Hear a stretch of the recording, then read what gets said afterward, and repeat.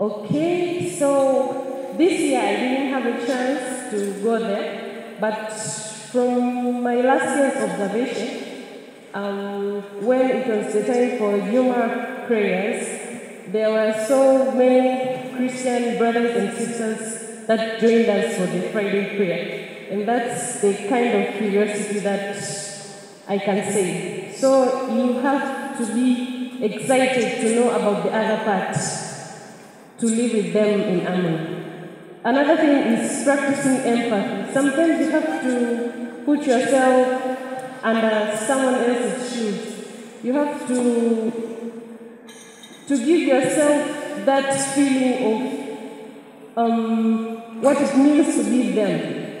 When you have empathy with one another, it will be easy for us to live in harmony with one another. Try to understand their feelings and viewpoints, and this will deepen connections and foster mutual respect. Another thing is educate yourself. There's one saying that I heard this year that if you have never gotten a chance to taste your neighbor's food, you might think that your own life, your mother is the best cook, while there are better cooks outside. And that doesn't directly mean that way. It translates to many other things, like in the case of diversity, you might think that you do something very well while there are other people who are doing it better than the way you think you are doing it. Another one is creating inclusive spaces. Foster environments where everyone feels welcome and valued. Here I would like to appreciate Uncle Tim. Whenever Uncle Tim shared, you just find him using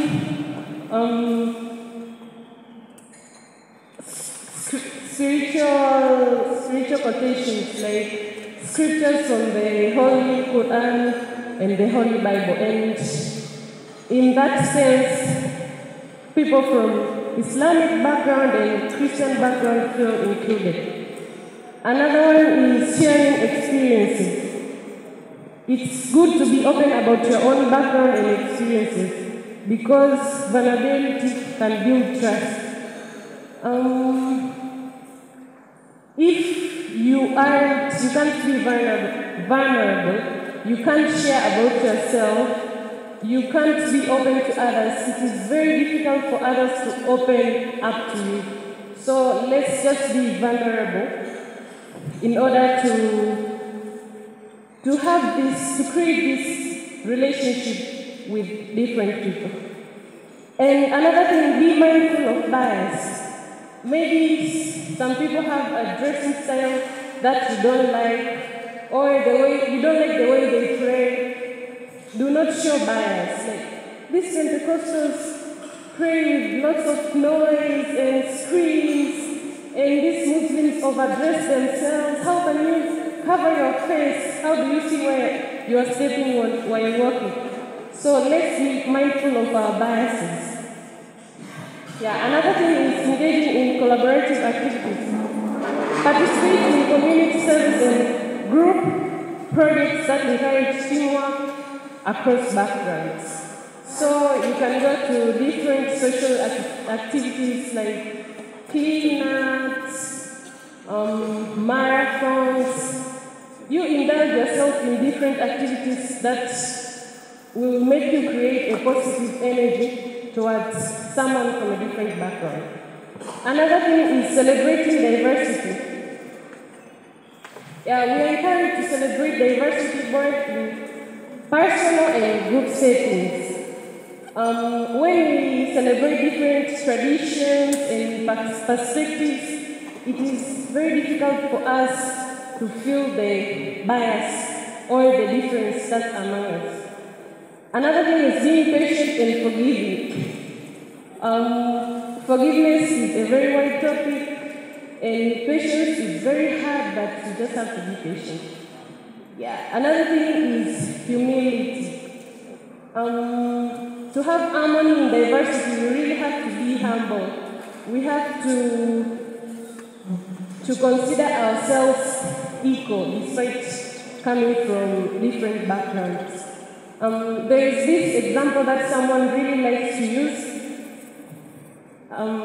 referring to God and His favors, that if God was favoring the ones who are not sinning and not, okay, when the rain comes, does it choose that the sinners, the non-sinners get the rain and the ones who are not sinning not getting the rain? So we should be humble because we are all equal under the eyes of God. Yeah, another thing is seeking feedback. Ask for input on how you can be more inclusive and supportive. This shows how you value others' perspectives. I think this is very useful to you student leaders because I know you are leading people from different backgrounds and institutions. So you can have frequent conversations with them on how you can improve through seeking feedback and listening to their advices. And I think lastly, I will provide some verses from the Quran perspective. Quran chapter 49, Surah Al-Hujurat, it says, "O mankind, indeed we have created you from male and female and made you peoples and tribes that you may know one another." And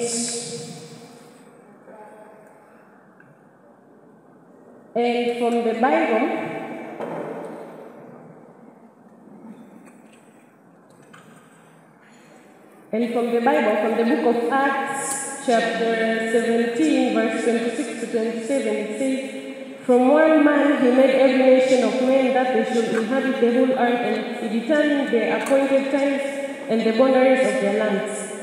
God intended that they would seek him and perhaps reach out for him and find him too, though he is not far from each one of us." So even our holy books are encouraging us to get to know one another and to live with one another peacefully. So I would urge every one of the student leaders here and the rest of the members of the floor to reconcile and live in harmony with one another if we want to be better leaders of tomorrow. Thank you.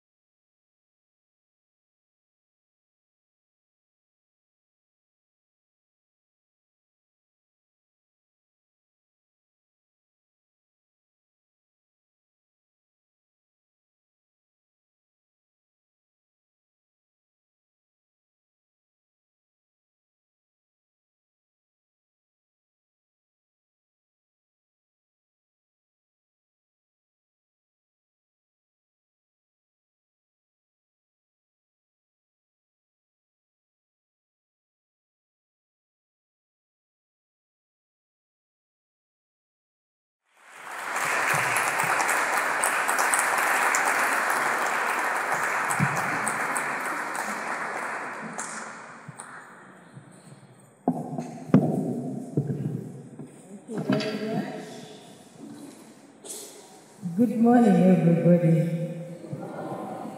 I have not been privileged to understand the protocol in the room, but I recognize the leaders that are here, and specifically my brother and friend Tim. Thank you very much for the great work you continue to do, and the rest of the people that work with you. Thank you for inviting me. Looks like it is the second time I am talking at AYLF, and I think I am seeing one or two faces that I saw in movies the other day. Do I see people whom I have met before? Anyone here? Okay, there are two behind, there are three. So I have met some of you. But I've also been told that this is an international gathering. Good morning, everybody. And you're very welcome to the Pearl of Africa. I hope you're already enjoying the beauty of this great country. Please continue with the meeting and also find some time to see the rest of what Uganda is like so that you appreciate diversity in practice here. I want to introduce to you two people. My neighbor, Mr. Kuru, who made sure I came. If he didn't, I wouldn't be here. That is Mr. Kuru.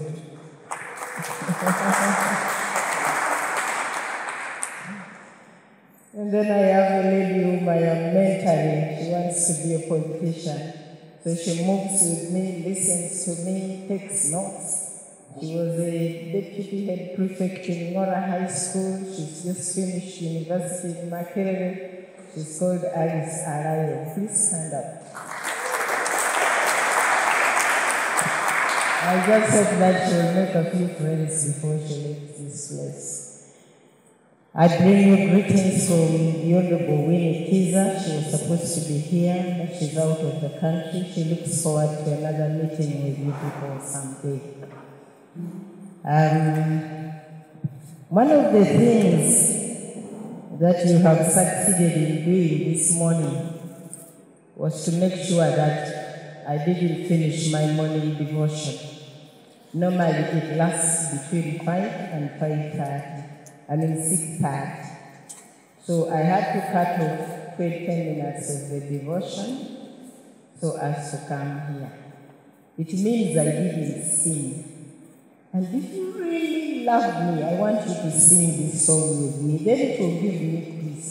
I don't even know that song, but it's the one I was meant to sing. So I will force you to sing. If you don't like it, you will keep quiet, but smile a bit. If you know it better, please sing it with me. Then I will complete my devotion here in 1 second, in 1 minute.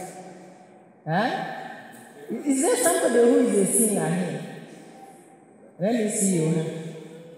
The songs I sing are for church, so you just, if you are a singer in secular, then you may not know the song. You are great, yes you are. Yes, that one. You walked upon the sea, you raised the dead.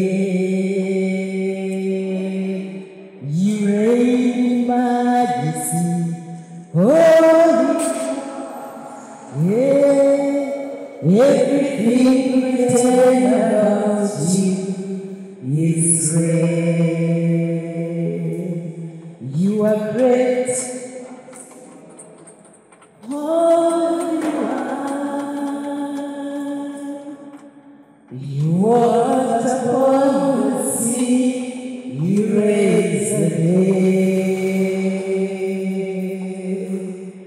You reign in majesty, mighty God. Everything written about you is great. Say you are great. You are great. You are great. You are great. You are great. You are great. You are great. You are great.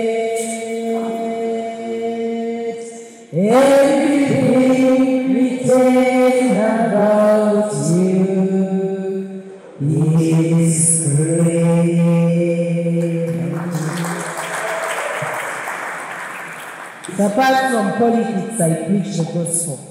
But I don't want to turn this into a gospel session. You invited me here to speak about personal accountability. The person who introduced me, thank you very much. We talked about a political journey. I am still very active politically. I have had a bit of a life in the technical, the public service of this country, in the teaching service, in local government, and so on and so forth. But as also I've told you, I have a journey in the family, and I have a journey in preaching, and all those things. So I will be drawing experiences. Basically, I think that the privilege I have this morning is to be touching upon some of the experiences that I have had in this walk of accountability. The beauty about this meeting is that you're looking at stewardship. And I saw that yesterday you had very fantastic sessions that dealt with what stewardship, even stewardship of power, and I thought that was an amazing session. And also the beauty about this session is I am talking to people who are leaders in their own right. And so maybe you will have your own experiences that will make even this segment a richer one. So you feel free at some point that you will share them. When I was asked to come, I started wondering, right, and thinking, do these people think I've been the most accountable human being in Uganda? How can they give me such a session about being personally accountable? I think we wanted to check whether I have failed many times and I'm going to disappoint you. You will really find that the person speaking before you has failed many times. The difference is that I have failed and gotten up again and again and again. So I don't allow my failure to keep me right there. I get up and I keep learning every other day. But just before I go deeper into these insights, I think it is sufficient to be reminded that leadership is actually all about stewardship, right? Yes.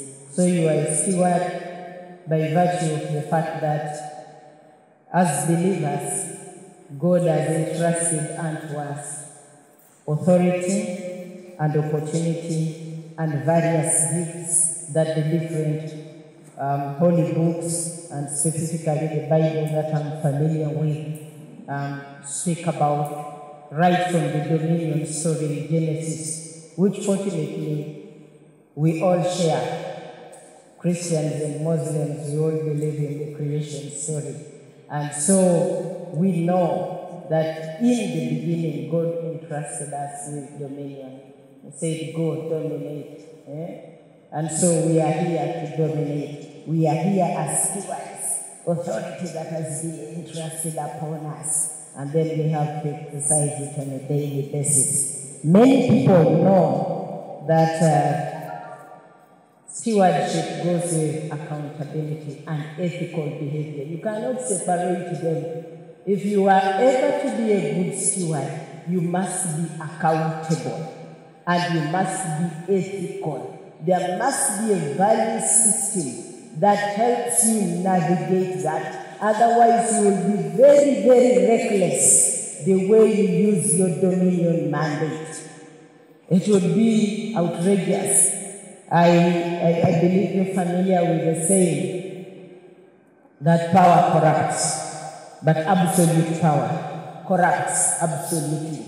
Meaning, if you end up with absolute power and you don't have any values, you don't have any accountability mechanisms, then you are by yourself, you are just exercising power without restriction, without any compass, without any checks and balances. And that is dangerous for anybody who has been entrusted with power. So I thought I'd remind you that this accountability we are talking about is not, or this stewardship, is not only about money. or about the tangible resources that we are given. But just keep it in your mind that when we are talking about accountability as leaders, even at the personal level, we will be talking about accountability in terms of money and resources. We will be talking about properties that people entrust into our care. For instance, you're given an office, you probably have vehicles and cars. So your personal accountability is also in terms of those resources. And then we will also be talking about the personnel, your accountability, how you deal with it in leadership. Also has to be in terms of the personnel around you. In this country, I get shocked about technocrats who might find driving government vehicles, but the cars are loaded with charcoal and it is over the weekend. And I keep wondering, this charcoal, is it going to be used for cooking in the office? What are they doing with these cars? You know, I just ask questions. Of course, I don't get answers. When I am moving with these people, I keep telling them the day I become the Minister of Internal Affairs, I will stop every car carrying charcoal over the weekend. I keep threatening them, and I think a day is going to come when I will be doing such things.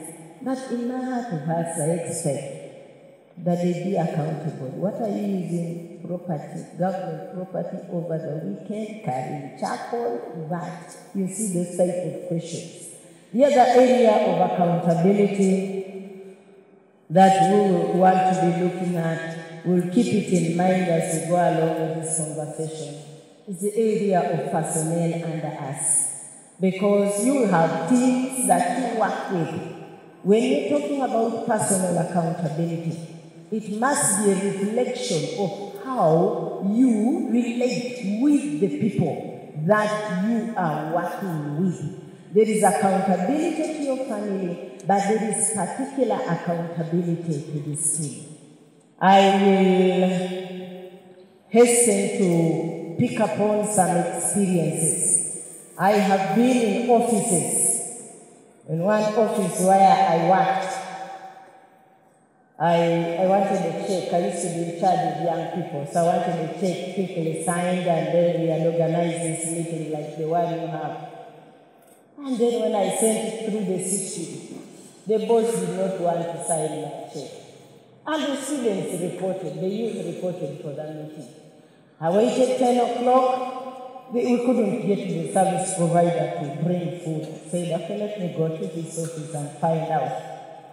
So the accounts assistant came back to me and said, Madam, the boss seems to want that a percentage of the money that you should be given to him. I said, but I have calculated every participant is going to eat 3 meals a day and whatever. Now, which money will I give him? And indeed, the check was not signed, so I went in there, and coming towards 1 o'clock, the gentleman got up from his office and he wanted to go. I said, excuse me, madam, I am leaving. I said, sir, you haven't signed the check. He said, no, we'll deal with that later. I said, but the participants have come. They need to eat their first meal. He said, no, I'm leaving. You get out, and I locked the office. I told him, excuse me, sir, this is a public office. You are free to lock me in here, but I am not leaving until the check is signed. Or you tell me the reason why you will not sign this check. He looked at me and said, I said, yes, sir, and I'm not leaving. So he came back, signed the check, after murmured a few things, and went away. Well, for me, it was done. But I'm thinking about how he's handling the staff and what he's trying to make me to do. In my political life, how many of you have heard about an animal in politics or in workplaces called sexual harassment? Yeah, that one is a power play. The person in authority wants you to accept, to have sex with them in order for you to get whatever you need in that office. maybe the flag of the party, maybe promotion, maybe what. And so I have seen it over and over again in politics, and I have had to confront colleagues and tell them I have heard what you do. I have heard what you do. Such behavior is not accountable leadership. It is not ethical. You are not being a good steward over the personnel and the people that come to look for services from you. And so then we clash a bit, but I insist you need to sign that paper. Me, I intervene even now when I am not in very active offices. I get issues of sexual harassment. Me, I show up with a young person, and we insist that we get attention. And you know, it is very difficult to push me away. Because if you push me away when I come with a young leader, young woman, we will tell your story to the press. And so quickly they say, oh, you know, she just misunderstood, and then we get what we want. So those are some of the things that happen when people are not accountable in terms of how they manage their personnel. The other thing is when people are looking for promotion, want to promote not on merit. That has to do with personnel. Nepotism, denial of opportunities, selective promotion, sitting on people's destinies when people are supposed to appraise you and they sit on the appraisal form for months. When people are supposed to give us recommendation and they sit on that recommendation for months, that is very dangerous. As leaders, we want to be on the lookout for such character and we want to be able to stem them, but more importantly, to be able, not in our own life, to be able in our own lives not to do or not to be caught up in such traps. The other area of our accountability that we'll be reflecting upon as we continue is the management of time. Time is this one resource that the good Lord gave each one of us equally. The poor and the rich have 24 hours. The illiterate and the graduates and the PhDs have 24 hours a day. Barack Obama and my LOC one, and whoever, Donald Trump and whoever, they also have 24 hours in a day. You and me have 24 hours a day. No wonder the Lord spoke about it. The Bible speaks about it, I think, in Ephesians, and speaks about being wise and how you utilize the time, and speaks also about managing your time because the days are evil. So when it comes to accountability for time, personally, I strongly believe that if you tell me 8:30 and I say yes, it has to be that I was traveling on the road and I found a tree had fallen across the road. But if it is not that, 8:30 for me means 8:30. I don't know what it means to you as leaders. If up to this point your 8:30 means 8:70, it means you are not accountable. It means you are not accountable. That is accountability. I hope I'm talking what you want me to hear, or at least what you don't want me to hear, what you don't want to hear but is relevant. If I'm talking what you don't want to hear but is relevant, it is still okay. Many of us mismanage time.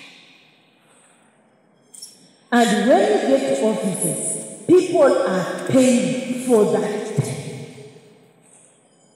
There is a thing we here in this part of the world have decided to call African time. That is wickedness. We share the same time. And when you are paid to work from 8 o'clock to 5 o'clock, and you reach that office at 9, you know what you are called? You are a thief. You've stolen 1 hour from the employer. Say amen.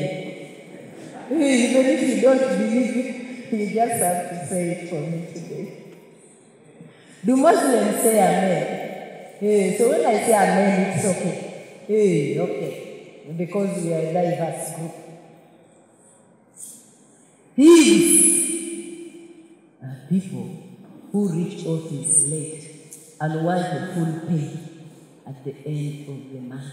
They are not accountable. Thieves are people who hang their coats in the office and disappear for half a day. And people keep bouncing when they are expected to be in office. They are thieves. Thieves, unaccountable people, don't manage their time. Are the people who spend half their day doing WhatsApp in the office, not the work for which they have been recruited. They are there chatting with their relatives, friends, and in-laws, and then we are the ones to pay them. That is lack of accountability. And you imagine how much you cheat. I think by the time I finish, people will have to repent here, not so. Yeah, we must be accountable. Not only for funds, not only for personnel, not only, for properties, but also for time. I get amazed by young Africans because my journey takes me to places in the world. When they go to places in the world, Europe, America, these behaviors of African time stop. They keep time. These things of cheating in the office stop. You will not find them the whole day. No, they have to pack the phone and work. If we are ever going to transform this continent, the first place we are going to start with is transforming ourselves, being accountable the way we manage time. I do rallies, and when I tell those villagers who you think don't know how to keep time, that I will be in your village at 10 a.m., they know I will be there at 10 a.m. That is accountability. Accountability is when you keep the promise even when it hurts. Even when it hurts. You know you're going to that place, you will find 2 people. You be there, wait for them. Let them come and be the ones apologizing. Oh yes, we were late. And in my village, now in those constituencies she mentioned, they kept saying, that woman, when she says 10, she will be there at 10. I cannot add in that. What? I'll be there. David that's David. He was trying to call. I didn't take his call. I was already here. I was just there. And I told him, you knew that if I said I would be here at 8:30, I would be here. Yeah. And I could listen to you still reviewing, recapping yesterday. And I said to myself, I want to walk in when they have 3 minutes to finish. And then I just do my thing. How do you manage the time and the commitments that you've given to other people? Remember, we are coming from a background where we are saying we are stewards. The Lord has entrusted 24 hours to you. Do you show respect? The way we manage our time, Because if you call a meeting and then you show up 2 hours later, the first message you have told all those people who've been waiting for you is that I have no respect for you and I have no regard for you. How many of you are going to do political office? How many of you want to be political leaders? Not politicians, but you want to use the political office. 1, 2, 3, okay, I'll pray for you if I'm allowed. But I want you to have respect for the citizens that you will engage with. You go there, if you tell them 10, be there at 10. Don't despise them by inviting them at 10 and then you go at midday. That is total and absolute disrespect. It is also misuse of power and authority. The other area, I know this is where you want the area of character. That is where your personal accountability comes in. And I don't want to reach there because by the time I talk about character, we will be finishing. But I want us also to reflect on accountability in terms of our heritage. That the things that you do as an individual in that position, are you keeping in mind that there is a generation in front of you?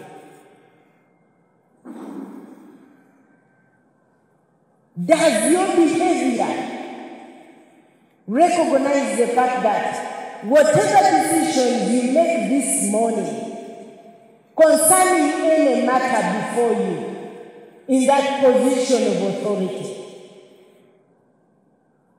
it has serious implications for the future? If it is a bill before Parliament, I remember one day in Parliament, we were confronted. Somehow I was actually doing my own things at home. That's why I want all of you to join politics. I saw a few hands up. Now I want all of you. Doing my own things at home, then I saw a call. Hey, come running. Now, Sarah, my colleague, is not the type of person to put you under unnecessary pressure. But she called me. I said, okay, I'm home. She said, no, you just run.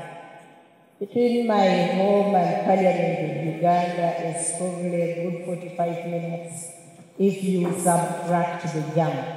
If you plus the jam, it is something else. I get into the road anyhow. She said, I will not start a particular meeting without you. She said, you should have told me anyway. I went there. And I rushed up. The meeting was in the members' lounge.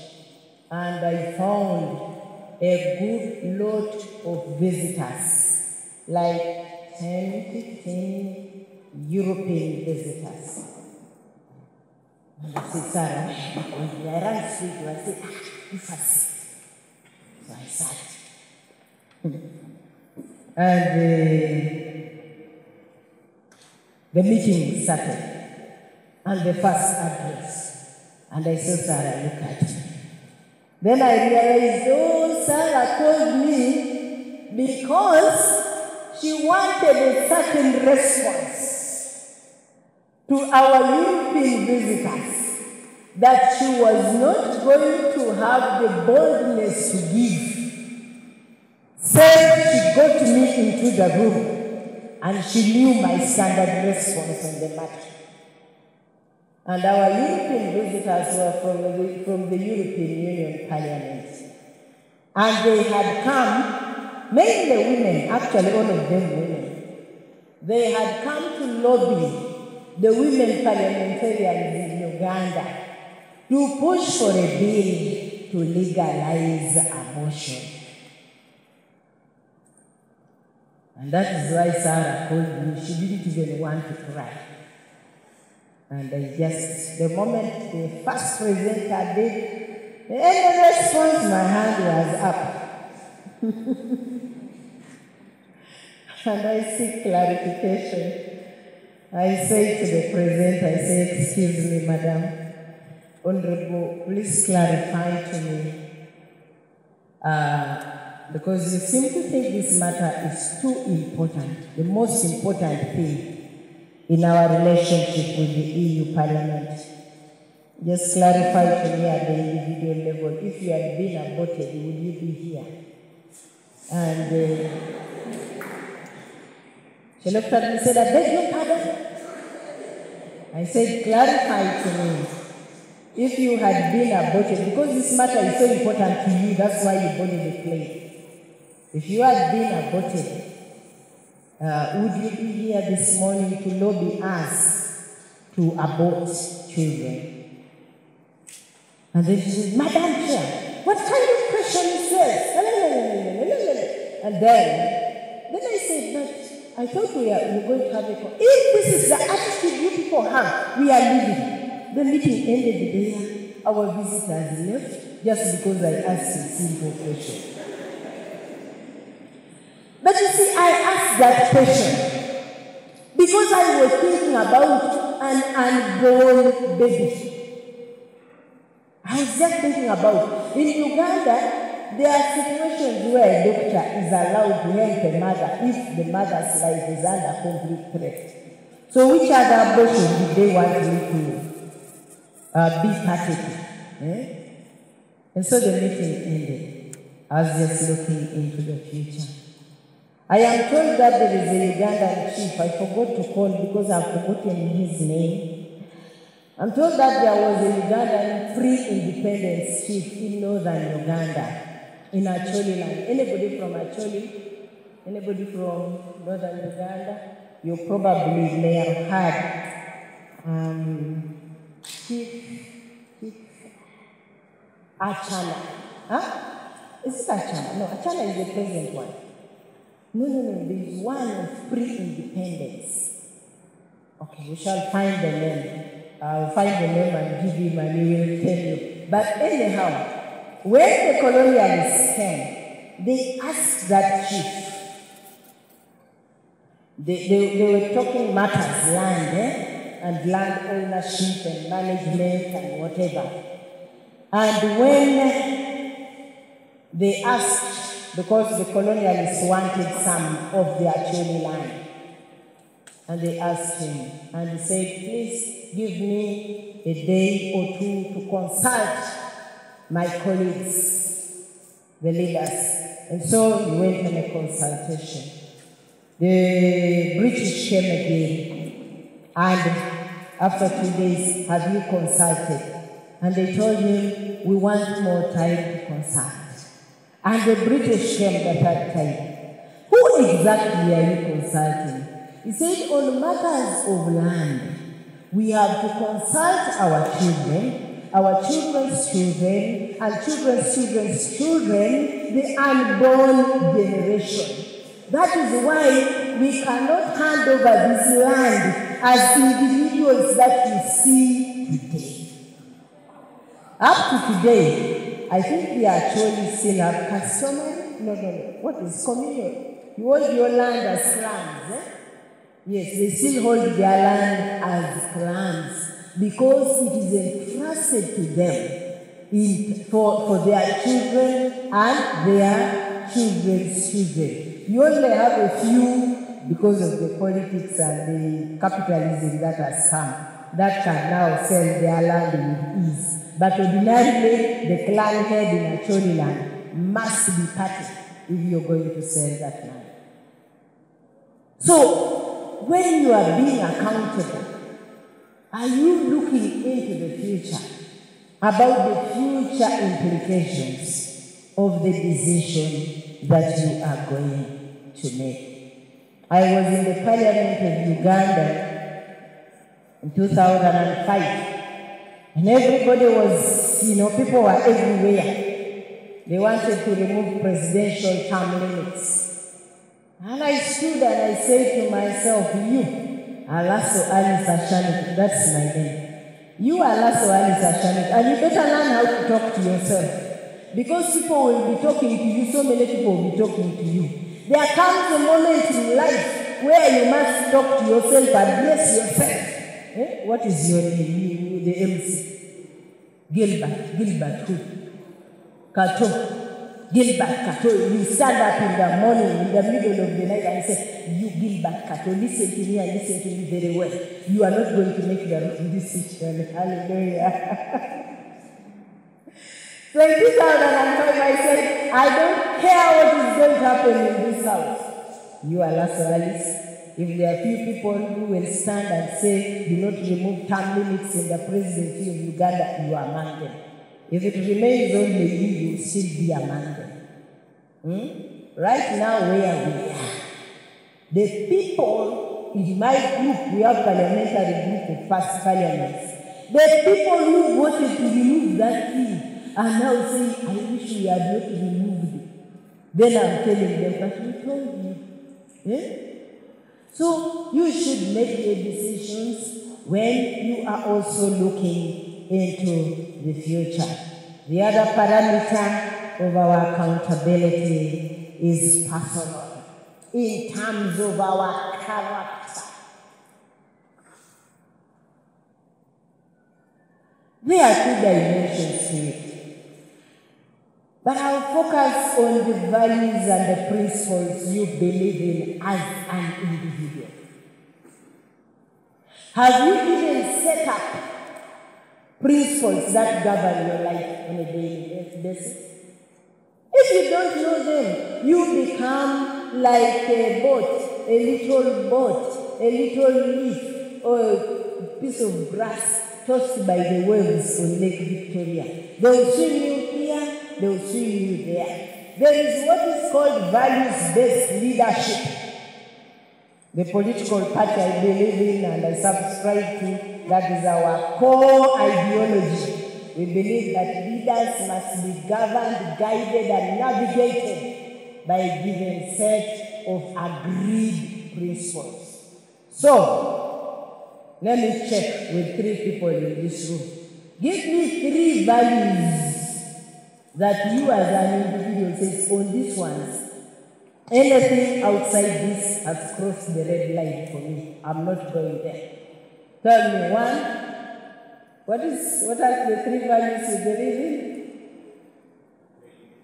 Integrity. For you it is integrity. Full stop. Anything that compromises his integrity, red line. He will not. Tell me, the other is what? Please set your microphone to her. The value that I believe in is honesty. Honesty. Thank you. So if you go to the market and 100 shillings remains, you bring it back. Okay. Because me, I have had arguments in my house. You know, money, 100 remains, and you just bought a seat. Do you think that is honesty when you account after buying the seat? No, that's not honesty after you bought the seat. You first come to me, and I give you permission. Then you go and buy that. Yes, let's see it. Growth. What do you mean growth?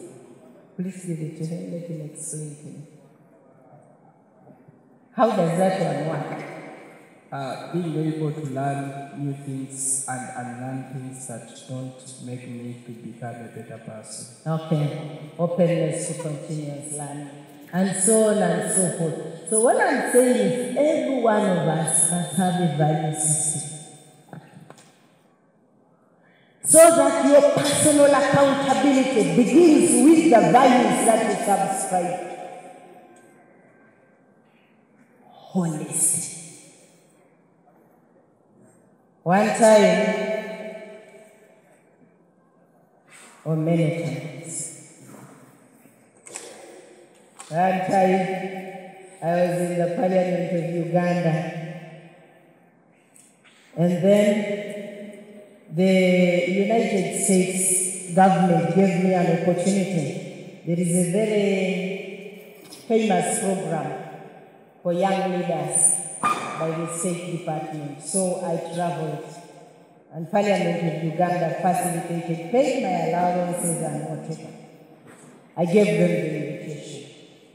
When I came back, it was on the eve of Chogam, the Commonwealth Heads of Government meeting, that notorious meeting in Kampala. And so I knew I had been facilitated and blah, blah, blah. I saw a message.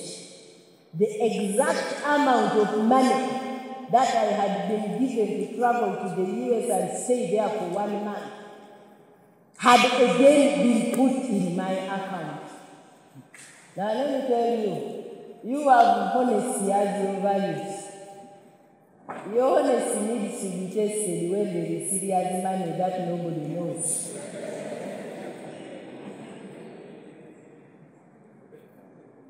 And so, I see this money.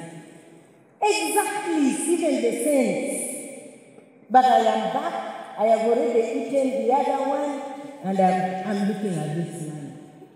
And I ran to accounts, and nobody responds. We don't know. Where is this money coming? And then, 2 days later, a lady who was a friend. Now, those of you who have unfriendly friends, you should know the danger of having them. And the lady comes to me and says, "See, Alice, everybody is stealing money in the name of sugar. You just click a button, that money goes. You click for your hotel, it goes. You click for this, it goes. I also clicked to pay you. People are paying their friends. So what we're going to do is, let's divide this money. I eat some and you eat some." I am already thinking some of you are saying that was a good deal. Yes.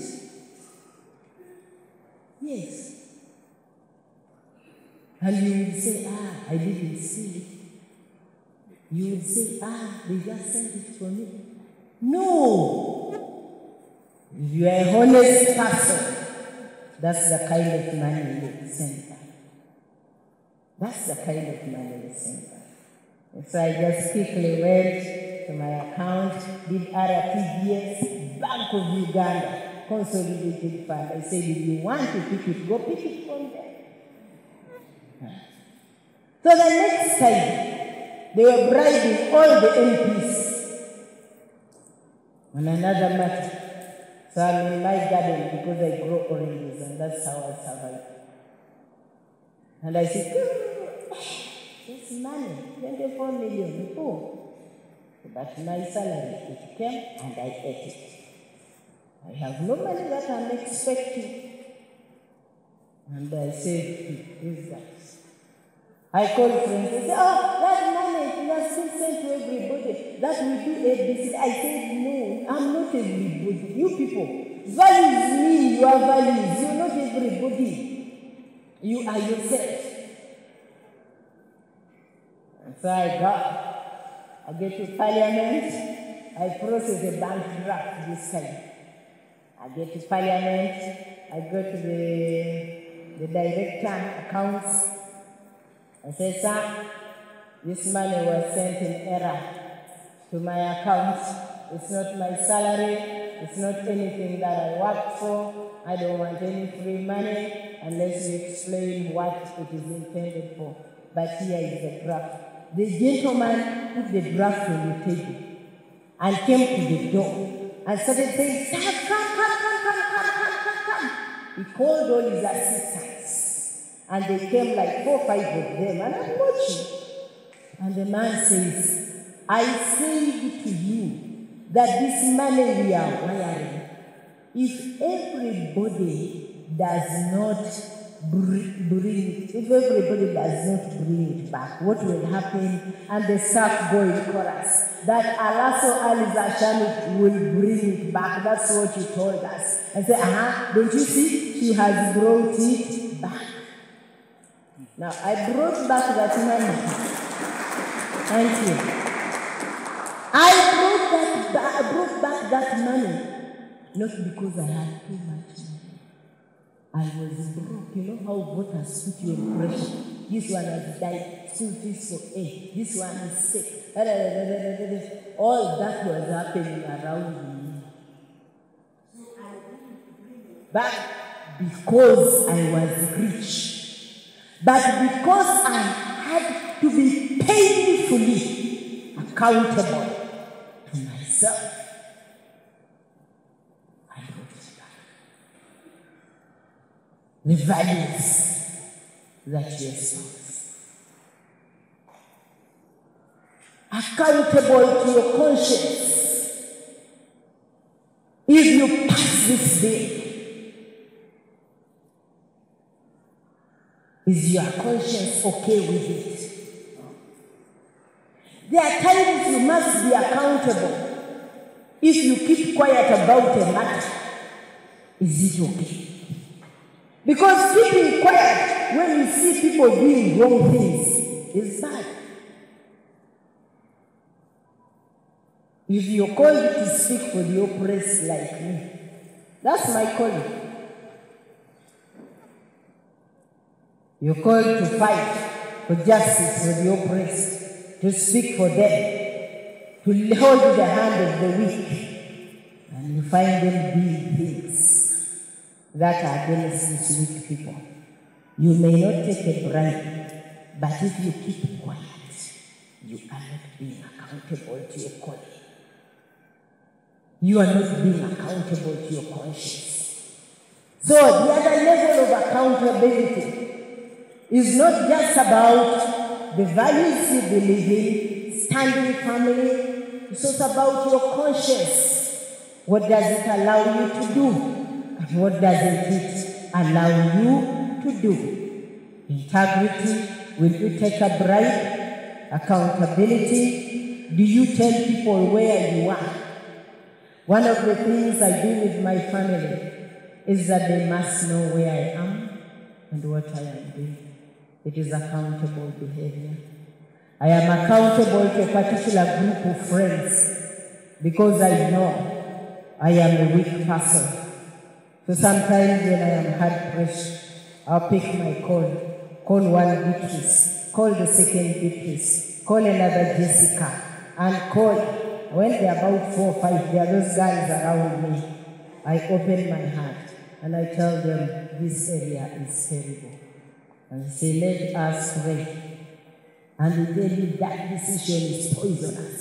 That is toxic. Don't go there. If you want to be accountable at the individual level, you must have a group. 1 or 2 people you account to. I have people in leadership whom I account to. I also have others who account to me. They will call me and say, this is the offer. And we discuss it, the implications, and we get going, or we give advice, and we say, this is also not good. We also want to be accountable for the quality of our lives. That is personal accountability. For the quality of our lives. Somebody told me he had his one core value as growth. Yes, you keep improving your life. And you keep improving the people around you. Let me tell you, if you are born in a grass thatched house in Bugisu, and after all this exposure and the money you're going to make, your old mother continues to live in that leaking grass thatched house, that is not accountable behavior. If after all this knowledge, you are still the one who pumps in a lot of sugar and fast foods, and you don't care about the quality of your life, then there is a problem with you. If you are a spiritual person, and you don't bring your spiritual values to bear in your workplace. I was chair public accounts committee. And all the things who would appear before me had either a Christian or a Muslim name. And I kept asking myself, what's wrong with these guys? The Quran does not teach them to be thieves. The Bible does not teach them to be thieves. Where have they packed their Islam? Where have they packed their Christianity? Why are they thieves? Accountability in terms of your religious beliefs? Can you bring them to bear on the way you exercise authority? This would make them to take oath. And then the man goes, I, Abdallah Nasir. What's wrong with you, Abdallah Nasir? Why are you swearing here? Hey? I, John Peter. John Peter, a John and a Peter, implicated in stealing public money. You people. Hey. This one has very interesting thing. So accountability in terms of your beliefs. And let me talk to particularly the Christian beliefs. Hey, Christian? A thief who is a Christian?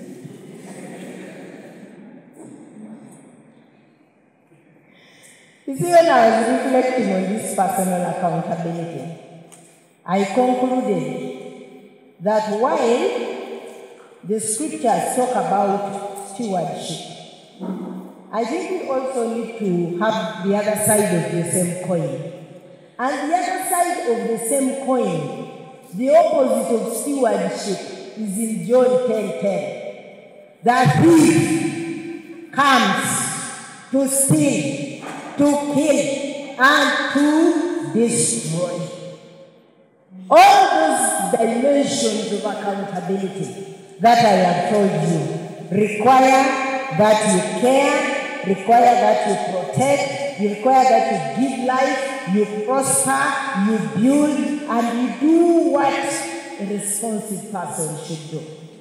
The opposite is that the person is a thief, the person is a destroyer, the person is a killer, and that is lack of accountability. I reflected on David as a steward, and I invite you to do the same, to reflect on Rebecca as a steward. If you look at Genesis 24:15, looking after the animal stewards. When I thought about Rebecca, that woman of Isaac, the wife, I thought about Rebecca as a responsive person. So in terms of personal accountability, are you responsive to the needs of the people around you? Because when Rebecca met the servant, Eliezer, and he asked for water, didn't she say, let me even bring for you? Isn't she the woman who said so? Said, for the sheep, but is it for you? And then also for the sheep. She responded to the need. So if you are a person who is accountable in character, do you respond to the needs of the people around you? Or you are this person of me, myself, my company, and company limited. You know, everything is about me, I. Do you see the needy children around your community? And your heart goes, let me give them my own shoes. Do you see them and say, in this little school, let me take a day today and go and encourage those children that it is possible to make it in life despite the hardships? Or have you grown up in such soft life that you are so comfortable that you don't think there is a world there that is in me? As good stewards, as people who are accountable in our character, we need to be responsive to the needs of the people around us. We need to be caring. There is a world out there that is hurting. People who need counseling. You are well positioned. You are well trained. You are exposed. You know about HIV/AIDS and how it is spread. Out of care, can you go to that slum there? That's accountability. If you think I was going to talk to you about money, you will deal with money a little later, but that's not a big problem. Go and talk to them, because you save the lives of HIV/AIDS. If you have money, you can give them. There's no problem. Caring, accountability, being responsive, being caring, being informed, being faithful. You make commitments that you don't want to honor. Are you too afraid? Speak up. Because if you're faithful to the person, how about this is this? If you reach a point where you're intimidated, then there's a problem. We want to be accountable to authority. I touched on this. In your office, in your school. You have to be accountable. There are strikes in schools. And you ask where the head prefect was. You have to be accountable to your family. The girls in my home are graduates. My young daughters. They are graduates. There are still some two in the house. I have told them, when you leave this house, you must tell me. I am the owner here, but you must really tell me. And so they begin, I'm going to the birthday party. I say, To who? Whose birthday? So that I may even check whether there is a birthday or not. Where? And say, to Shannon, where is that place? Nadia, what time do you come back? It has to be an interview before you leave the house. And then, okay, what time are you coming back? 5. 5, okay. Then I know they are not even going to make it at 5, but it's begin at 5. And so they are caught up there, then at 5, the person thinks, hi, Mommy. I say, what's the problem? The party has just ended. I say, okay, do you trust that friend of yours? Yes, stay there, don't come. I'll see you tomorrow. Yeah, because I don't want young people moving at night. They break their necks in reckless cities. So your friends must be the ones you trust, and I also can entrust you to them. Accountability to your family. In politics, it's even worse. Politics is such a space where they will bash you. They will call you names. They will do anything to you. The only place you run to is your family. So when you people put up your hands, have joined politics, make sure you keep the family relationship intact. Account to your wife. Account to your children. Because when they have fired you, the voters fire people, money fires people, military fires people from politics. When they have fired you, you still go back to these people.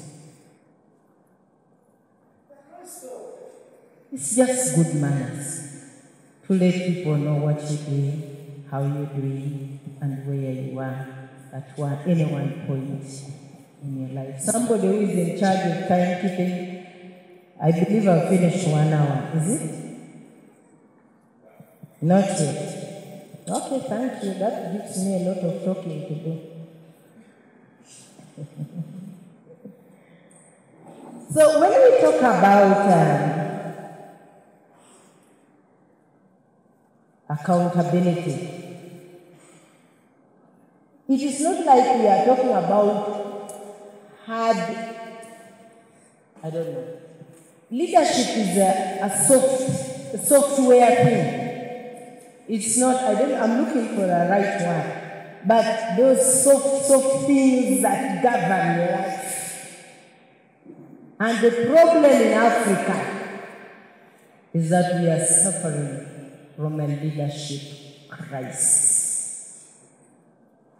And the aspect of leadership that is wanting in this continent is not charisma. It is not people who can give you flamboyant speeches.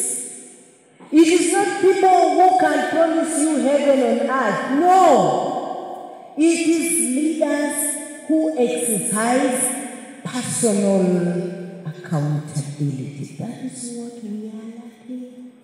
Give them money, and it looks like we've given money, given meat to a gang of dogs, they will just be scattered to grab it.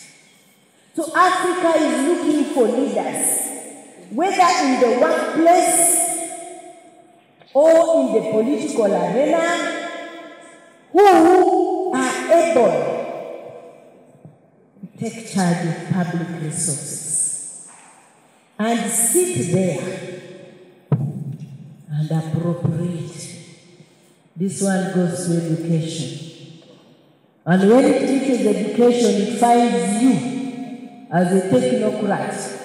And they say, use this money to build a classroom. And you build a classroom to the dot. Then your colleague, the politician, sits here and says, health.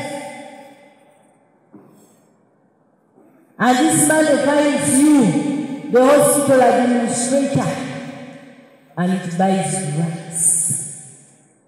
That is the link we are looking for in this continent. Does it bother you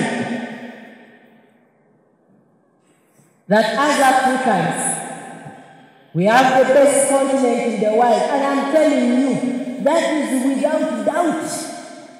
Africa, you cannot find this weather elsewhere in the world. It is here. You cannot find this green elsewhere in the world. It is only here. I go to Tanzania, I go downtown there and I eat sweet fresh maize. I just eat it. When I go to Rwanda, I do the same thing. This is Africa.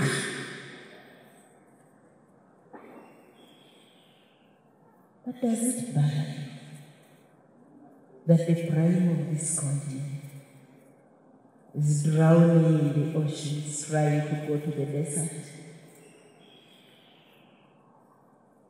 That your generation are sitting in boats, and the boats are capsizing because we have failed to organize this continent.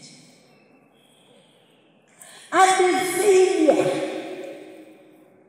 forget about those people who say colonial failure. You people, if you went to school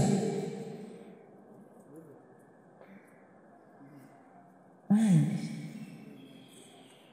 in your home there is still no latrine, it doesn't matter how much you tell me about Sir Hesketh Bell or Andrew Cohen, I cannot be convinced that they are responsible for the absence of the latrine in your home.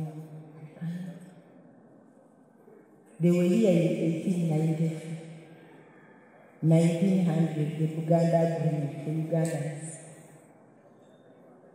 Whatever harm they did.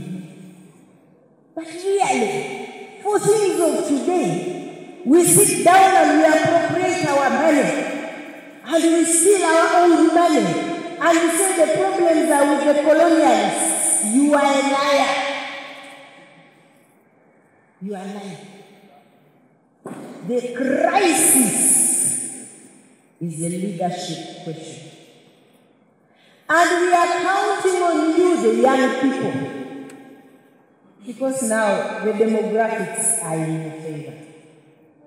That's why, where are the Kenyans the other day? Somebody from Kenya here. I kept praying for you young people. Yes. So the young people in Kenya know how to speak. They speak certain things in a certain way. Maybe they speak in Kiswahili, I don't know.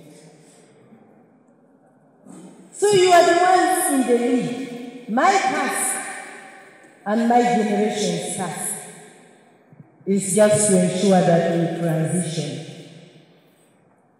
Nurture you, speak into your lives, tell you the challenges you've not resolved. We hope with your capacity, the IT, the what that you're exposed to. Because we would deceive you. The rest of the world is like this. Now, on your phone, you see that railway. What is the railway called you people in Tanzania? Okay, it's a standard gauge, but there is this one. What is the name of that road? Tanzania to, Dar es Salaam to, what is it? Say it properly so I can hear. Tanzania. The modern standard gauge train that helps you cross the whole of Tanzania in 9 hours, right? That way. It's an SGR, but anyway, the name of that road. Now, if you are sitting in Uganda, and you are saying, you know Nalikolongo, I passed Nalikolongo yesterday. It is flooded, it has, what are these things? Caveras, everywhere. You don't need me to tell you that the world is looking like Nalikolongo and whatever, and Kireka going to go. You don't need me to tell you that. You need to press it on your phone and say railway transport. Then you begin to see the SGR that is from Nairobi, Mombasa to Nairobi, and then you see the other one of Dar es Salaam, and then you begin to aspire that we must change ours also in Uganda, right? So the crisis of the leadership is what we are here to deal with. That when you get power, you will use your power in a very accountable way. I was happy to know that my sister, Dr. Achano Kiria, was here, I think, yesterday. And she probably, I hope she talked about power, managing power. But there are things she will not tell you because she's the Deputy Inspector General of IGD. For there are things that are political that only we can say. That when you get power, don't begin to think you are the alpha, the omega, sitting on power for 20, 30, 40 years. No. You need to use power, fix what you can fix, pass it to the next generation. They fix what they can fix, and they pass it to the next generation. It is only when you have power that is managed well, that is transitioned well, that is held in an accountable way, that you see community transformation.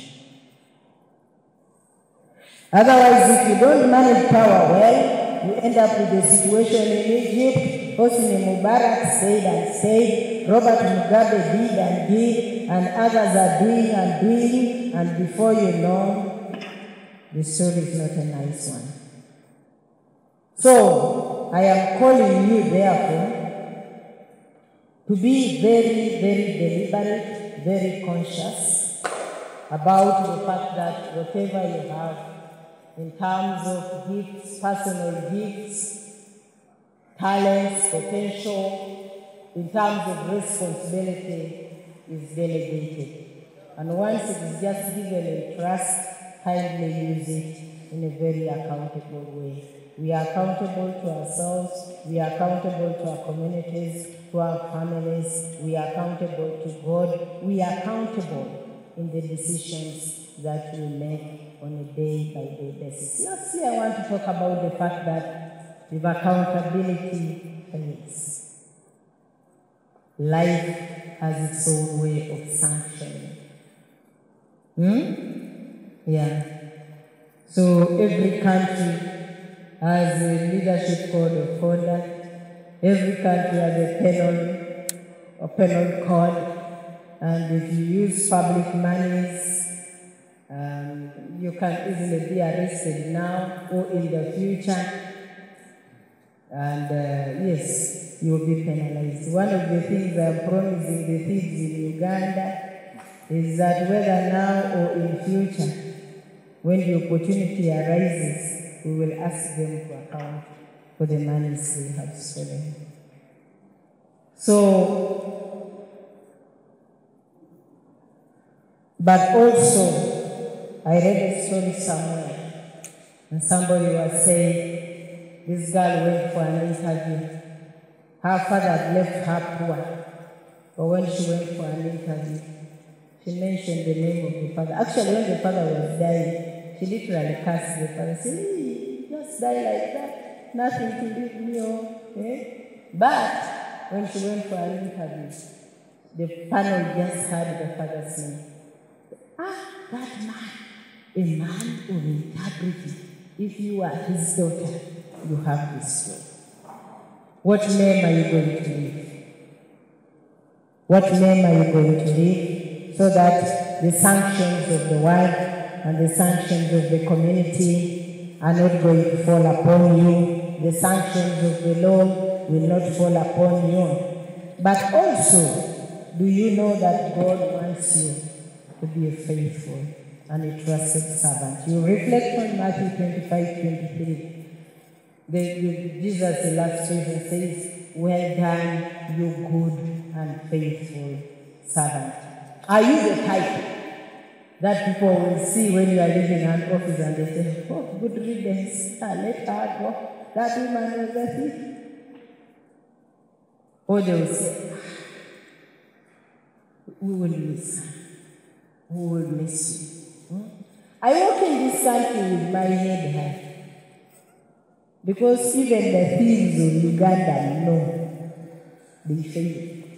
There was a day I was in public accounts committee, I was doing public hearings. In 1 week, 5 permanent secretaries approached me. Each one of them bringing 300 million. By the time they were done, I knew maybe they had held a meeting and said she's equivalent to 300 million. From each one of us, let's go. And I told you about the other thing called values, integrity. Integrity is this thing you do in the privacy of your room, nobody is watching you, and you still stand by it. If your integrity is when I have brought you money, and say this is a bribe and you refuse, that is not yet integrity. A PS sent somebody home. And the man began calling. And I told my husband, look, the way this man is calling from Ministry X, and they are appearing before me tomorrow. Really, I don't want to see this man. Their man kept calling. We came to church, we finished church, the man was calling. Hey, where are you? He said, okay, I'm at home. So I tell my husband, Johnson, when this man comes here, come to the sitting room. And we sit together and listen to him. The man came, started meandering left and right. Now I want to go. He said, okay, I said, Johnny. He said, excuse me, Johnson. May I talk to your wife briefly? Hey, how do you ask a man if you can talk to his wife alone? But anyway, my husband is a gentleman. And he says, okay, bye. The man takes me to his son. Says, the permanent secretary sent me with this gift. And the gift was a gift bag like this. I said, I cannot take a gift from the PS because tomorrow he's appearing before me. He said, no, you have traveled out of the country and he has sent this to you. I said, no, I don't want it. He said, okay, just take a look. I picked like this. Bundles of this note of 50,000. They had brought them from the bank in my own estimation. You know those bundles, when you see them, they appear as 5 million, right? I looked quickly. This bag was in excess of 300 million. I told him, sir, please take that money to the PS. I'm going to call him and tell him that I've sent back the money. Because I didn't want him to say I delivered and then he ate the money on the way. And it happened. But today, the thieves know, I also know that I am still struggling to maintain my integrity, and the Lord is helping me, and I'm not going to take their bribes. So the Lord expects us to be good and faithful stewards. He has entrusted us with all manner of things. He has entrusted us with all the things that I have listed. We pray that we align with those requirements, personal accountability. And when we emphasize values-based leadership, I also say, if it is allowed in this meeting, Kato, there are people who stood up and want to be politicians. I am a politician. Everywhere I go, I pray for them. Political leadership. Can I pray for them? Can they stand up where they are and I just pray to God of heaven and earth to make them fulfill that? Is it allowed in this meeting? Okay, you stand up. He says, yes, just stand up where you are. You see, one of the things in my culture, as an elderly woman, when I get young children, I lift them. In my culture, you get a baby, and you lift the baby up, meaning you grow higher than me. So, Lord, we thank you for the desire of these young people's hearts. They desire to serve in the political leadership platform.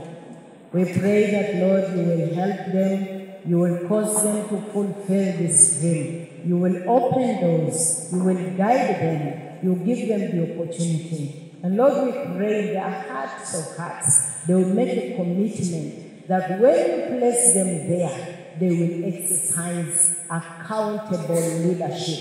And they will be good stewards of the talents, the opportunities, the personnel, the properties, the time, and everything that you put under their charge. We pray this in Jesus' name. Thank you very much for your attention. If there are questions, I am happy to take them. Thank you very much.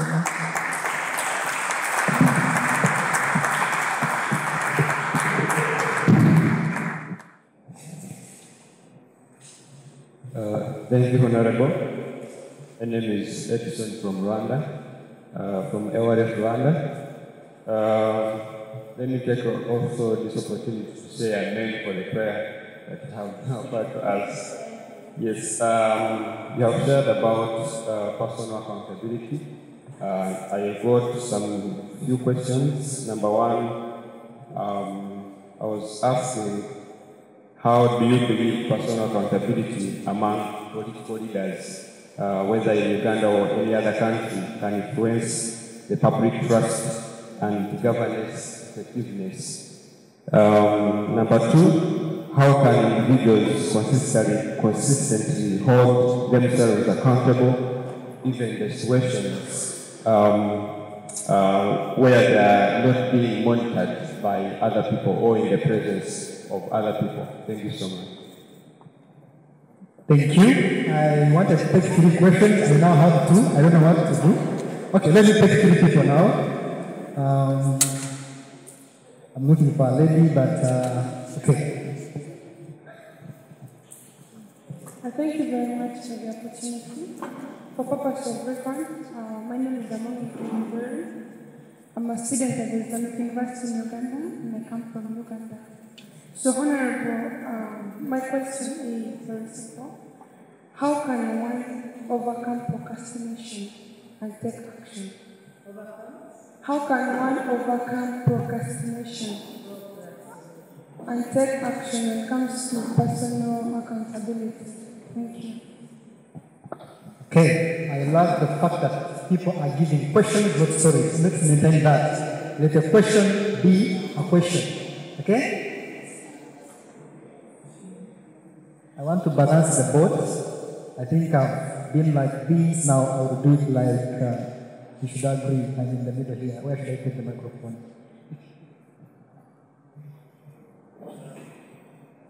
Hey everyone. Morning, Honorable. I'm Ambiture Desire, student from Barry University of Science. Desire. Yeah, and I'm a Ugandan. So you talked about time management. And time management is one of my enemies. So how best have you been able to manage time? Because we all want to manage time, but it's not really possible. So what are the major principles have you followed in order to manage time?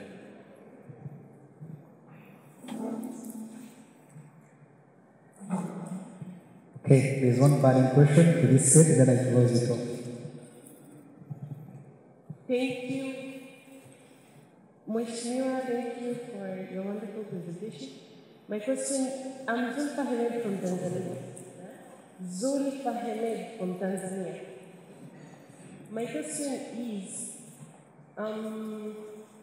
due to the lack of integrity among leaders in various sectors, who do you think is to be take the blame? The families for their poor upbringing or an impact of poverty? Okay, I would request that we get these, then we shall have another set after these have been answered, okay?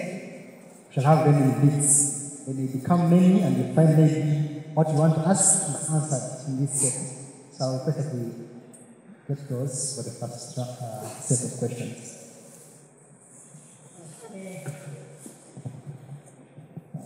Thank you. I'll start with Edison. You asked about personal accountability among leaders so as to influence good governance. It is very unfortunate that the people we call leaders, maybe a good number of them are actually not leaders. And so in our minds, we need to begin distinguishing between leaders and politicians. Politicians are people who use electoral spaces. Leaders are people who on assignment to be responsible and positively influence.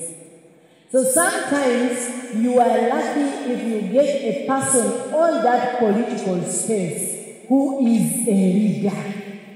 You are very lucky. Sometimes you get a person on that political space who is transactional, a business person using power to transact and fulfill individual aspirations. Unfortunately, they are the majority that we see. And so every time we look at them, we say, hey, who are the leaders? We think, honorable so and so. They are leaders who may not carry the title that is associated with politics. But there are also some of those honorable so and so's who are really men and women of integrity. And I want to believe that they are many. But the challenge is that the dominant thing now, especially in African politics, is these people who are transactional in nature. And a majority of them do not project a positive image in terms of leadership. Even those who are there get a bit shy, they become obscure, they are not bold enough to talk. And so for us to enhance or to tap into their existence, one, we need to highlight their role. Highlight them in our places where we have conversations. If you know a person who is good and is in political leadership, why would you invite a person who is a third to open your function? Why? Bring a person who you know. Yes, so you project that it is possible to be in political leadership, but also to be a godly person, also to be a person who is accountable, and so on and so forth. By so doing, you begin to influence that space. But what I have tried to do, I have been to people who matter, even in the religious circles. I have discussed with them. This goodness of yours, you people who call yourselves Christians, and you're hiding it in the four walls of the church, is not going to help this country. It's not going to help us possess conduct or establish ourselves in the 7 mountains. It is not. You're hiding. You're hiding your light. Bring that light. So when I'm looking for local councillors, I try to go to people who say, hey, for us we are Christians, come. They say, hey, politics is dirty. How can politics be dirty? Politics is only dirty because you've left the dirty people in it. But if you, the good people, go there, and you stand by the principles you're learning in AYLF, will politics remain dirty? It will not. So this is our time, it is our season, that we go in there and make the light to shine. We become the salt of the political leadership. You can imagine if Parliament had only the Parliament of Uganda. They are 570 something, they want to add more. You can imagine if we had only 80 of them who can say no when the thieves come and say no. Do you know how much influence that will be? And you have 40 ministers in cabinet who will dare say no to evil. Hey, Uganda will be a better country. Rwanda will be a better country. TZ will be a better country. So it is a thing about us beginning to groom, beginning to mentor, and deliberately going into those spaces. And also keeping in touch with them who are there. That space is very lonely. I went in, went back, and got pushed out, and lost another one, and tried another one where I don't even know what the results were. So I've been around that 6 times doing different things. Winning 3 times, being denied once. I think I lost one. The last one, I don't even know the results. But it can be a very lonely space. Even your MP, your local council leader needs encouragement from you so that they continue to do a good job. But you also need to be able to send them some work and say, as far as we are concerned, this is our position. As good leaders, will you speak on this? Would you sign this petition? Would you present this one? That is the only way we can, we who are personally accountable as leaders, begin to influence the others. I was, actually I plan to tell you this story.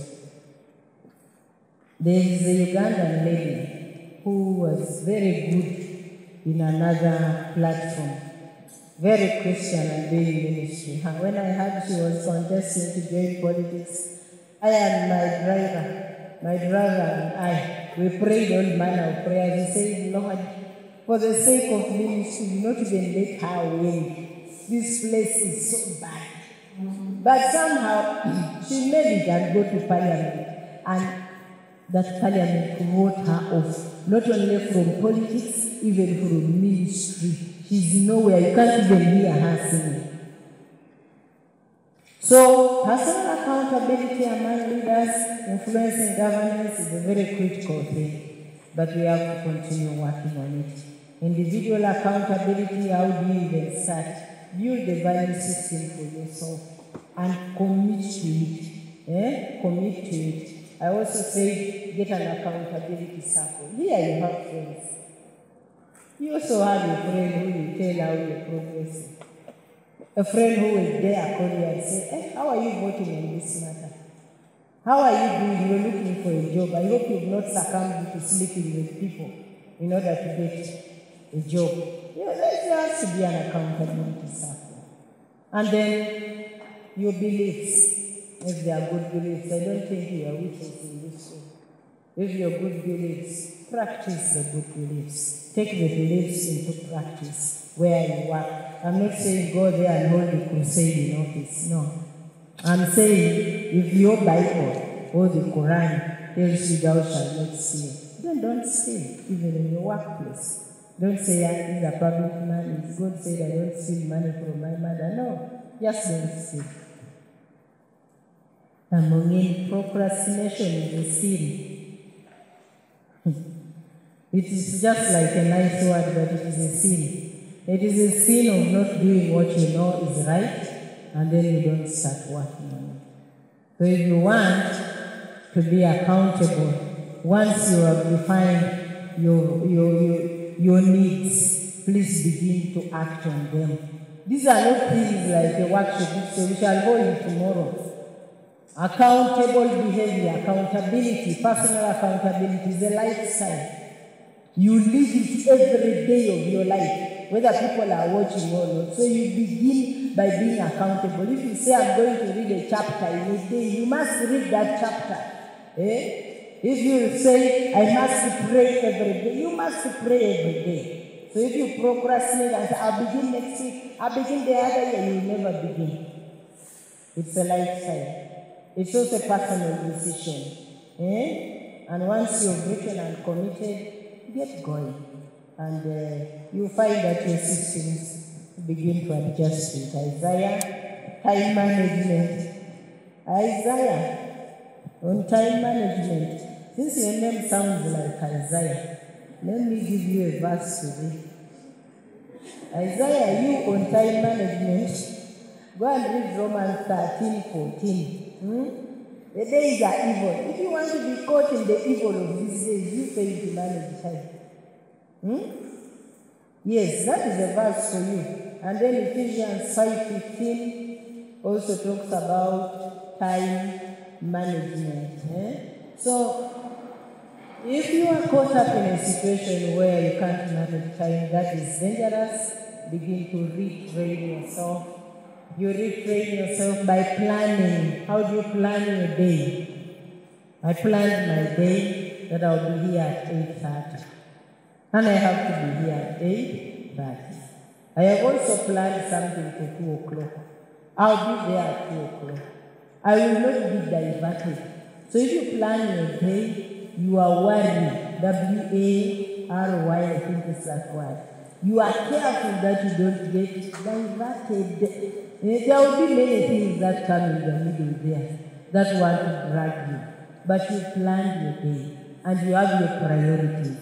Your priorities also help you to keep time. And if your priorities being here to talk to the students, you will not be diverted somewhere before you have talked to the students. So planning, prioritizing, and bearing in mind, if you're traveling on, whether the roads of Nairobi or the roads of Dar es Salaam or the ones of Kampala, you know that you have to give it another 1 hour, which is for free. For free. You know the traffic jam of Dar es Salaam. It will go from here, it will even reach Kampala. That kind of traffic jam. We also have it here in Kampala. It starts from the heart of the city, takes you up to some place called Mukono. It is the same thing. So, when you are planning, then you know that 1 hour, you plan the actual time on the road. You say, my road to Entebbe is 1 hour. Then let me plan another 1 hour for the traffic jam. So 2 hours, minimum. Then you will make it. So Isaiah, I pray that, is it Isaiah? Yes, I pray that Isaiah, you get over it. But also, the thing about time management is that you accomplish much. Many of the things we do actually are irrelevant things. Many of the things. You imagine half of the things you spend time reading on your WhatsApp. There are days I choose. Today's prayer and fasting, I am not about to go to WhatsApp until I finish my prayer and fasting. And then, so WhatsApp is packed aside. I achieve so many things. I run to my office and then I'll pray. I'll write my report and then I'll pray. And then when I check on WhatsApp, you find people, they have posted who the dog will be. They have posted who did what. All manner of things that don't even add value. So when you prioritize, you are sure you do even much more. I think that First Things First is a book you need to read. Who is the author? I've even forgotten. You just go read that book. First Things First will help you. It's a nice management and leadership book. Okay. And then my sister Zuli, the name was a bit long, so I caught the first as ZU and I stopped there from Tanzania. I'll come and pick it after the session. Who takes blame? Okay, we start with the family where you grew up and you say they did not do a good job. But after you reached 17, even 14, you became conscious. So if your family did not do a good job, we teach you not to abuse people. After 14, after 12, after 10, you individually realize abusing people is not good. So you no longer blame the family. So you begin to personally take responsibility for your behavior and for your future, even what you want to do with your life. You can't keep going back to an old woman who was an illiterate and you keep saying, hey, I am like this because my mother was an illiterate. She did not even reach before. And you have reached university. You are now the illiterate. The other woman did her best and brought you up to university. You are now the most illiterate human being because you have not adapted. So you need to adapt. So it is the family, it is you more importantly, and I want to bring in the third element, that we need role models. We need to identify people we look up to. And then we say, okay, in my school, in my university, in my workplace, this person does it the right way, and I want to learn from them. And that will help us address this problem. So rather than look for who is to blame, let us look for how to enhance the little we have. The family gave us something. You have 70% to handle on your own, and then let's have role models and people who mentor us to help us in this journey. My name is Akuti Lena Priscilla, and I'm in Uganda. I come from Teso. I think it's very important for me to mention this, given the fact that I'm very acquainted with the speaker of today. And I also think this is the only opportunity that I have to speak to her.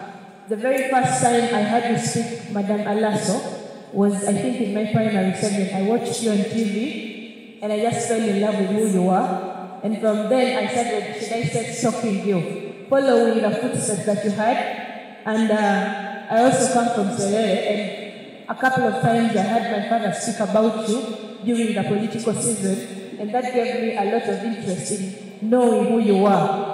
And I've kept on following you every other time you had an event on TV. I make sure I tune in and watch it and also listen to what you have got to say. But what made me very excited is the day I walked into my church and I found you in the same church. It only hurt me that even if I wanted to meet you, somehow my dad was like, we should get going, you're late. So that's the only time I missed to speak to you physically. So I'm very, very much glad that I found you here today, and I think you should know that I look up to you. I like the way you do your things, but most importantly, I like that you're a woman of God. Let me ask the question that I wanted to ask you, which is, you shared with us your life as a political person, You've also shared with us your life, how you sort of manage your family, the time management and all that, and thank you very much. But my interest in this case is, I would want to understand how you were able to run your life as a youth before you came into the political world, before you came to the spotlight. Thank you. Thank you very much, Honorable Alice, for the speech. My name is Susan. From DRC. So you talked about accountability for the people around us. So for me, I'd like to know, how do you balance accountability to people versus betrayal? How do you know this is my people, I can confide to them?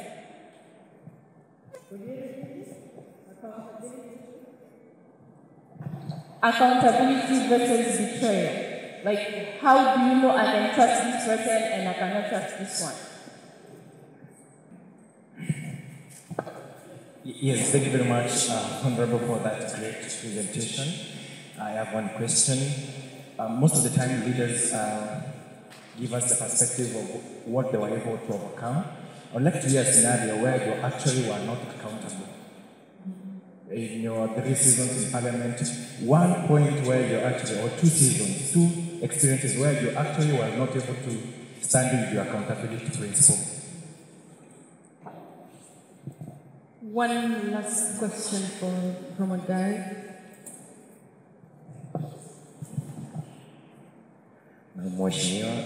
My name is Yamuk Salim from Burundi, and my question is, you were saying that while engaging in the world of leadership, you should keep good relationship with your family. My question is, what if your family is the one stopping you from you getting on that road? Like me, my family, due to some historical issues, they are really afraid of politics, and they told me that from the time you're going to engage into politics, you're not anymore our son. What to do in that case? What if the family is the one that is acting like a roadblock? And I can tell you, first and foremost, they are very genuine about their fears. We parents are like that, and you young people are very ambitious.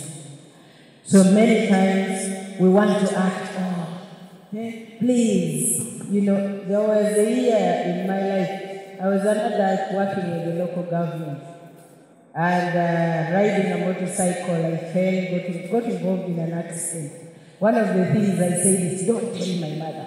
Now I'm an adult, but I'm saying, don't tell her. And then she learned.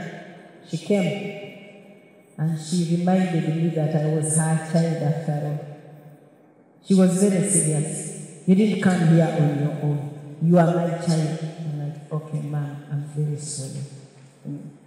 So, because we banged our hands before, many times where you people want to go, we think we know as adults. And we think maybe we stop them. So even we the parents are having to unlearn and having to put away our fears. My suggestion is, you feel motivated, you feel led, you feel that is the path, engage as extensive as possible with your parents. One, to allay fears, because they're coming on the basis of that experience which was bad. And their fear is that the experience will repeat itself, and it's not going to. You are not the person whom they lost. It is not the time when the person died, or was killed, or was done what. It is not the same time. And then maybe the circumstances have changed. But the only way to have them on board is just don't walk away from them. Keep engaging with them. That is the beginning point. Try to allay their fears as much as possible. Even if you have to take a decision contrary to what they have told you, even in the exercise of that decision, do not alienate them. Keep in touch with them. You keep briefing them. You keep talking to them. You know, keep reporting to them. Gradually, they will come on board. Because, as I said, you still have only one family. The other thing, especially for those joining politics, if you can get somebody more senior and in the party or leadership hierarchy who can come and talk to the family, they will get an assurance that you are in the right place. And then also, if you can then get that person, because the family is skeptical, to be like a political guardian of sorts, whom you will also be talking to. I'm sure you will build confidence. The second time you will do it, the family will be on board with you. At least from experience, I've seen that one work. The second thing, the second question is, my experience is failing. As I told you at the start of this, I said that if I tell you my experiences, they are just simply too many. And I believe the reason you invited me here is you thought I hadn't failed. I have failed many times, and got up. The first time I experienced traumatizing failure, a test of my integrity. That's what I was telling. I think I was telling the young lady who had honesty, or him who has integrity as one of his covenants. I was saying, wait until they test you. I got into this job, I was barely a week, maybe a month in that job. And in that particular job, my work was to organize women leaders and develop them in the political circles. And in that job, so they were acting in play. And then my boss, very serious person, decides that instead of these people signing for their money, we just get the money and give them. And then the accountant says, and you sign for the money, but you have to give them. So you sign for 10,000, and you give the participants 5,000. And the other 5,000 you take to the boss. Naively, I did it. You don't know how many times I have repented of that sin, and it still feels like I did it this morning. So please don't ask me to tell you all my other sins again. I just have to stop with that one. Because I have fallen and failed many times. But by the grace of God, I have gotten up also many times. I have learned many, many times. Especially that money, which is not tagged on anything. The first time I became a committee chair, they came to me and said, oh, there is money that we save from Parliament, and we give to committee chairpersons. They brought it. I received it. It was in an envelope, 1,500,000. Me, I received it. I said, okay. So they have gone, they have not brought any paper for me to sign. How? How do they save this money? I asked them when they came the second time. I said to them, people, you brought this money in. Can I come to the office tomorrow and sign? And they said, there is nowhere to sign. It's just savings from Parliament. My conscience now said you. The third time, the same person from accounts came. I said, if you don't have a payment voucher, where I acknowledge, I don't want the money and I don't want it for good. And they disappeared. Now, if you ask me, the way you are hearing that money, is there anything wrong with it? Is there anything wrong with it? You have not broken anything. You are not the one who has stolen. People from accounts department have brought it to you. It is just money. And they say we save it for chairpersons of committees. Is there anything wrong? That is where the bell inside you rings. And you have to listen to your inner bell, your inner person, than listening to the explanation. And so I felt twice, received it, my bell was ringing. The third time I said, I'm not going to receive money for no work done and no payment voucher.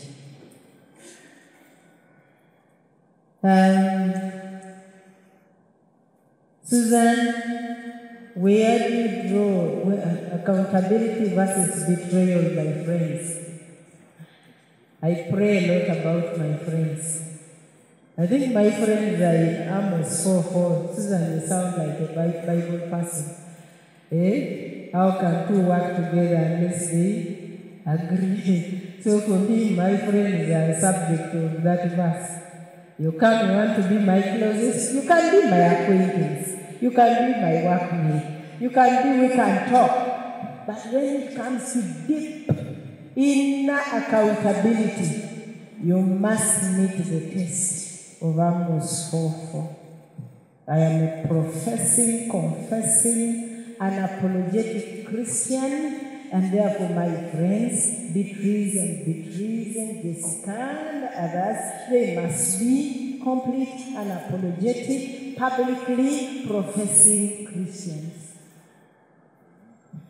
Because if I have another one who is like, they will tell me to do things like, Do you get what I mean? For lack of a word, I'm just using my hand to show that they will teach me how to do things this way instead of doing things that way. So then, when I have chosen my friends carefully, I am open to their even painful criticism. They tell me this is looking horrible. They tell me this is looking bad. They tell me you did very badly here. And they will still remain my friends. Actually, that's the reason they are my friends. Because they're the ones who can tell me that I am wrong and I am right, and I still don't, throw them out. And you need some of those kind of friends who will tell you what you are, not the ones that cover up your mess. problem with our leaders today. Everybody sings and says, Sir, Honorable, Your Excellency, you are the best thing that happened on planet Earth. Even if you die, your children's children will rule over us. Even your dead. No, they are lying. You need friends who will tell you this is wrong, and you still keep them as friends. Those that betray you, betrayal is a negative word, has a negative connotation. It means they just go the other way to undermine you. The basic principle in the Bible is that you forgive them, but the second is that you let them be and you part company, because you have nothing to do with people who betray you. Hey, Brenda, what were you asking me to say? You want me to begin telling you the story of how I grew up? You people. That girl comes from the same area that I come from. And I grew up in that village. My parents were separated. And then I tried to be at school. And my daddy, retired teacher, said because he had 2 wives, he said he was not going to educate me. Because also my stepmother kept prophesying that I was going to get married. My mother, a retired teacher, said I would push her to school. And then I went to a school which had just been started from my senior 1 to senior 4. I never boarded a car from senior 1 to senior 4. I would walk, those are how many kilometers, like 17. I get to school, live with this relative, be chased from another one, and go to another relative. And then my mother rented a little house. I'm about to finish because you will hear this story and you will all get discouraged or encouraged. And then I rented a little house, and my mother got to make a small room. Then I would go begging potatoes from people's gardens. Then I would cook, and the day they don't give me potatoes, there was coffee called kawa, a small packet like this. I would go and pick wood, and then I would boil. I drink that thing in the morning without sugar, drink it in the afternoon, drink it for supper, finish 3 days with it, and still go to the day school, sit my O-level and pass. And there was a war in Kenso. Stay at home and get stranded. And then a neighbor comes and picks me up and says, let me try to take this guy to Mora High School. Now that's from Kamot to Mora. And then when I reach Mora, they say, it's too late. It is 2 weeks, the end of second term. But anyway, they put me there. And then the master comes back and says, this guy will let her wait for another intake. And then while I am there, I plead with the master, please give me a certain agreement, not fulfill that level, the points. Then maybe you put me in the next slot. It says up to, I think, 12 or so points, senior 5, and then I get 14 points. Then the headmaster forgets to call me up to today. Then I sit and sit my A-level. I come to Makerere. And I had never put on a shoe. Then my neighbor bought for me a plastic shoe. Then I went to Africa Hall. I had my one dress. Then I was the biggest noise maker, moral booster for the Afro Stone teams. So they gave me a t-shirt. Then I felt very good. Then they gave me a pair of canvas. Then I now had shoes. I put on their canvas for sports. I even went with them to class because my plastics would get very hot during that day. And that's the youth in me. I have a long story, so next time you want that story, a proper story, you invite me to tell you only the story. Okay, thank you.